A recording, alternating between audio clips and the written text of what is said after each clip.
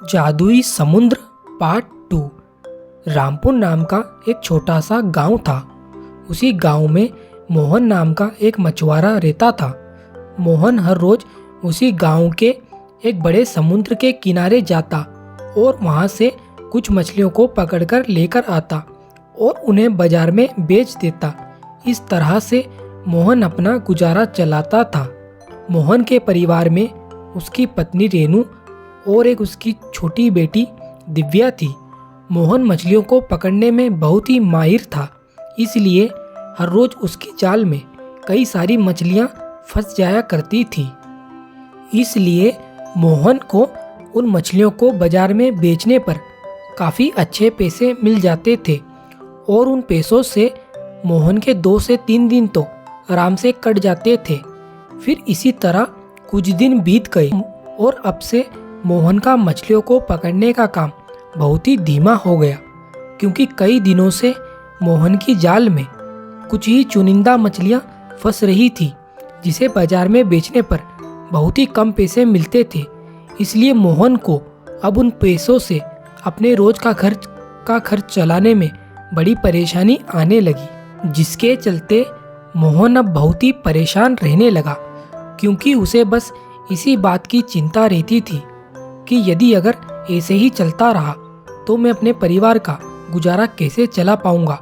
बस इसी बात को लेकर मोहन बेहद दुखी रहने लगा।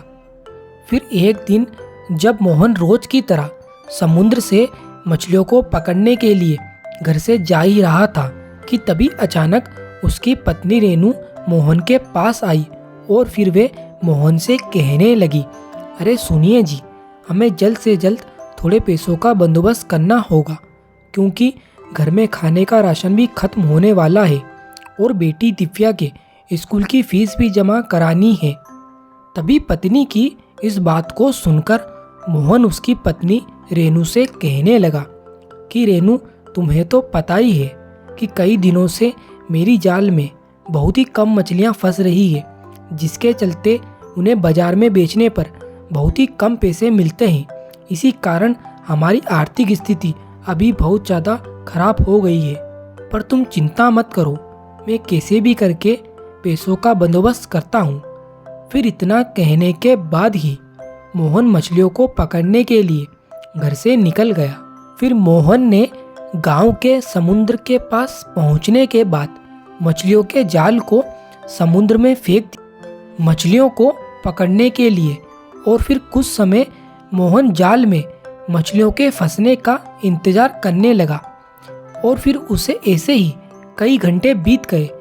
फिर जब मोहन ने कुछ समय के बाद ही मछलियों के जाल को जैसे ही पानी में से निकाला तो उसने देखा कि जाल में तो बहुत ही कम मछलियां फंसी थी। तभी यह सब देखकर मोहन सोचने लगा, अरे आज फिर से जाल में इतनी कम मछलियां फंसी है, आखिर इस समुद्र की सारी मछलियां कहाँ चली गई। और अब इन मछलियों को बेचने पर मुझे तो बहुत ही कम पैसे मिलेंगे, जिनसे मेरे आज का खर्च भी नहीं चल पाएगा और कल सुबह तो बेटी के स्कूल की फीस भी जमा करानी है। इसलिए मैं एक काम करता हूँ, हरी सेठ के यहाँ से कुछ पैसे उधार मांग लेता हूँ। फिर जब मेरा मछलियों का कारोबार सही चलने लगेगा तब मैं हरी सेठ के पूरे पैसे वापस कर दूंगा। फिर यही सोचकर मोहन हरी सेठ से पैसे उधार लेने के लिए उनके घर गया। हरी सेठ भी उसी गांव में रहते थे और उनके पास काफ़ी पैसे थे। फिर मोहन जैसे ही हरी सेठ के घर पहुंचा तभी उसे देखकर हरी सेठ मोहन से कहने लगा, अरे मोहन, तुम अचानक यहाँ पर आखिर क्या बात है। तभी सेठ की इस बात को सुनकर मोहन हरी सेठ से कहने लगा, अरे क्या बताऊं सेठ जी, आजकल मेरी आर्थिक स्थिति कुछ ठीक नहीं चल रही है, क्योंकि समुद्र से बहुत ही कम मछलियां मिल रही है, जिसे बाजार में बेचने पर बहुत ही कम पैसे मिलते हैं। इसलिए सेठ जी, मुझे आपसे 20,000 रुपये उधार चाहिए थे, यदि आप दे देते तो बहुत अच्छा होता।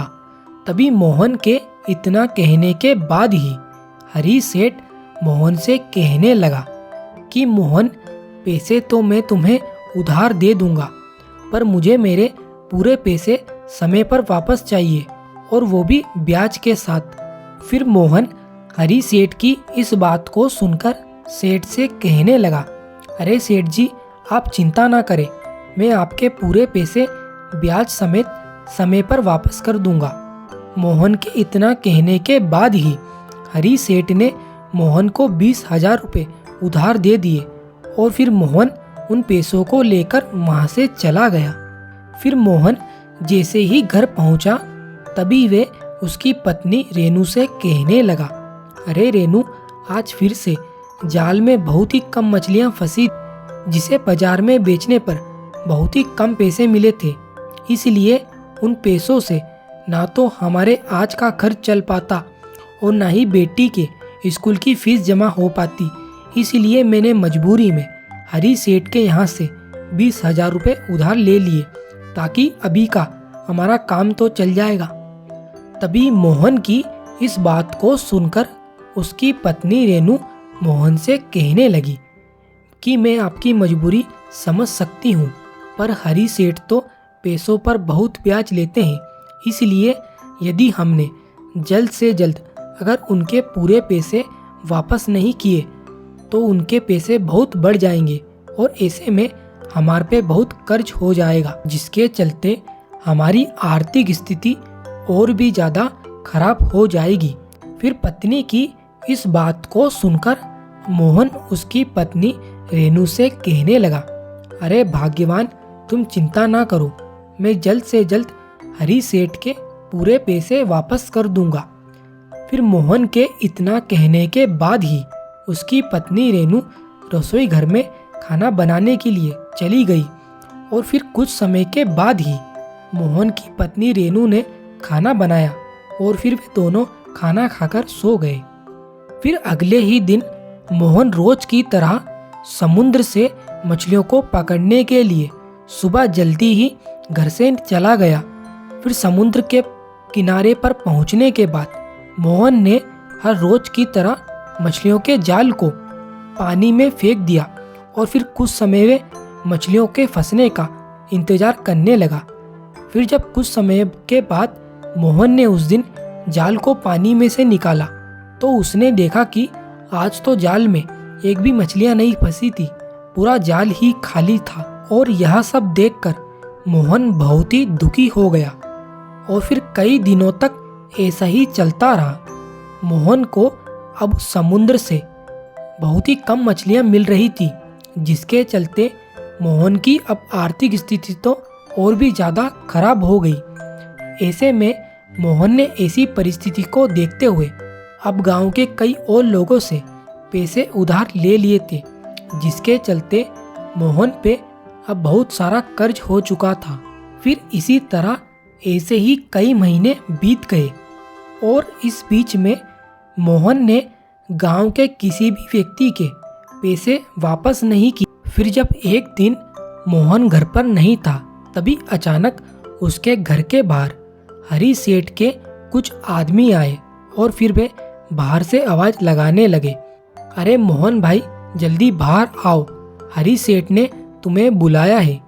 तभी उन लोगों की आवाज को सुनकर मोहन की पत्नी रेनू घर के बाहर आई, और फिर वे उन लोगों से कहने लगी कि वो तो अभी घर पर नहीं है, मछलियों को पकड़ने के लिए समुद्र के किनारे पर गए हुए हैं। तभी रेनू की इस बात को सुनकर मोहन सेठ के आदमी कहने लगे, ठीक है, मोहन आए तो उसे कह देना कि हरी सेठ ने कहा है कि उनके पूरे पैसे कल शाम तक वापस मिल जाना चाहिए, नहीं तो ये मोहन के लिए बिल्कुल भी अच्छा नहीं होगा। और फिर इतना कहने के बाद ही वे लोग वहाँ से चले गए। फिर जब कुछ समय के बाद मोहन वापस घर आया, तभी उसकी पत्नी रेनू ने उसे पूरी बात बताई कि मोहन सेठ के आदमी आए थे और धमकी देकर गए हैं कि यदि हमने कल शाम तक उनके पूरे पैसे वापस नहीं किए तो ये हमारे लिए बिल्कुल भी अच्छा नहीं होगा। तभी पत्नी की इस बात को सुनकर मोहन उसकी पत्नी रेनू से कहने लगा, अरे रेनू, तुम चिंता ना करो, मैं कहीं ना कहीं से कैसे भी करके पैसों का बंदोबस्त कर ही लूँगा। फिर इतना कहने के बाद ही मोहन पैसों का बंदोबस्त करने के लिए घर से चला गया। फिर मोहन ने गांव के कई लोगों से थोड़े और पैसे उधार मांगना चाहे, परंतु गांव के किसी भी व्यक्ति ने मोहन को पैसे देने से मना कर दिया, क्योंकि मोहन ने गांव के कई लोगों से पहले से ही पैसे उधार मांग रखे थे। अभी फिर यह सब देखकर मोहन बहुत ही दुखी हो गया और फिर वे परेशान होकर वापस उसी समुद्र के किनारे पर चला गया जहाँ से वे हर रोज मछलियाँ पकड़ा करता था। फिर समुद्र के पास पहुँचने के बाद मोहन बहुत ही परेशान होकर यह सोचने लगा कि इतनी जल्दी मैं इतने पैसों का बंदोबस्त कैसे करूँगा। हे भगवान, अब तुम ही कुछ मेरी मदद करो। फिर यही सोचकर मोहन बहुत दुखी होने लगा। तभी फिर मोहन को इस तरह परेशान देखकर उस समुद्र के पानी में से एक जलपरी प्रकट हुई और फिर वे जलपरी मोहन से कहने लगी कि क्या बात है मोहन, आज तो तुम बहुत ही परेशान दिखाई दे रहे हो। फिर उस जलपरी की इस बात को सुनकर मोहन उस जलपरी से कहने लगा, अरे आप तो एक जलपरी हो और आपको कैसे पता है कि मेरा नाम मोहन है। फिर मोहन के इतना कहने के बाद ही वे जलपरी मोहन से कहने लगी कि मोहन, मैं एक जादुई जलपरी हूँ, इसलिए मुझे तुम्हारे बारे में सब कुछ पता है और मैं तुम्हें यहाँ पर कई दिनों से देख रही हूँ। तुम यहाँ मछलियाँ पकड़ने तो आते हो, पर मछलियाँ ना मिलने के कारण तुम दुखी होकर वापस ऐसे ही खाली हाथ लौट जाते हो। इसलिए मैं तुम्हारी आज यहाँ पर मदद करने के लिए आई हूँ। इसलिए मोहन, तुम जल्दी से इस समुद्र के पानी के अंदर चलो ताकि मैं तुम्हें सोने के महल में से कई सारे सोने के सिक्के दे सकूं, जिससे तुम्हारी पूरी गरीबी दूर हो जाएगी। फिर उस जादुई जलपरी की इस बात को सुनकर मोहन बहुत ही खुश हुआ और फिर वे उस जादुई जलपरी के साथ पानी के अंदर गया।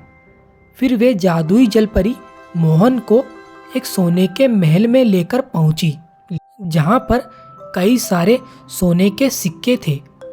फिर उस सोने के महल में पहुंचने के बाद वे जादुई जलपरी मोहन से कहने लगी कि मोहन, तुम यहाँ से जितने सोने के सिक्के लेकर जाना चाहो जा सकते हो, यह सब तुम्हारे लिए ही है। फिर उस जादुई जलपरी के इतना कहने के बाद ही मोहन ने सोने के महल में से कुछ सोने के सिक्कों को एक थैले में भर लिया और फिर उस जादुई जलपरी ने मोहन को उसी समुद्र के किनारे पर वापस छोड़ दिया जहां से वे सोने के महल में आया था। फिर मोहन उन सोने के सिक्कों को बेचने के लिए एक व्यापारी के पास गया और फिर व्यापारी के पास पहुंचने के बाद मोहन ने उन सारे सोने के सिक्कों को उस व्यापारी को बेच दिया, जिसके बाद मोहन को काफ़ी पैसे मिल चुके थे। इसलिए मोहन ने उन पैसों में से सबसे पहले गांव के सभी लोगों के पूरे पैसे वापस कर दिए और बाकी के बचे हुए पैसे लेकर मोहन घर पहुंचा। और फिर घर पहुंचने के बाद मोहन ने उसकी पत्नी को पूरी बात बताई। तभी मोहन की इस बात को सुनकर उसकी पत्नी बेहद खुश हुई और फिर मोहन ने उन बचे हुए पैसों से गांव में ही एक नया व्यापार शुरू किया और फिर कई महीनों के बाद ही उसका वे व्यापार बहुत ही अच्छा चलने लगा और कुछ ही महीनों के बाद मोहन उस गांव का सबसे अमीर व्यक्ति बन गया।